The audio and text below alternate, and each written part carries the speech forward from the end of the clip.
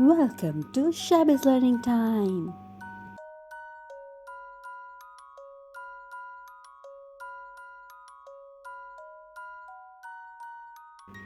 अस्सलाम वालेकुम प्यारे प्यारे बच्चों। आज हम सीखेंगे सेम और डिफरेंट, यानी कि एक जैसा और अलग। तो चलो चल के स्टार्ट करते हैं।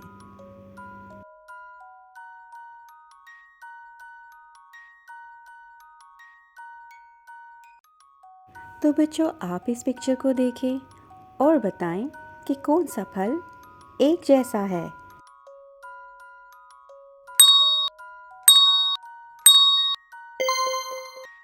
बिल्कुल सही, दोनों एप्पल्स सेम हैं।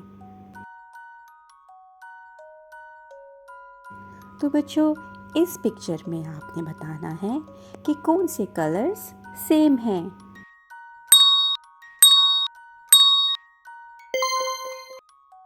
वेरी गुड बच्चों, रेड कलर्स सेम हैं।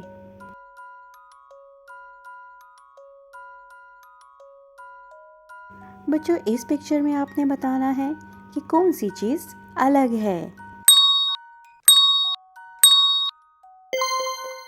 बिल्कुल सही, एयरप्लेन अलग है क्योंकि बाकी दोनों कार्स हैं।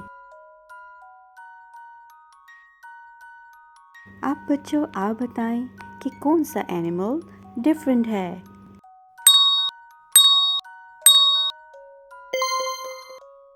बिल्कुल सही जवाब, कैट इनमें डिफरेंट है।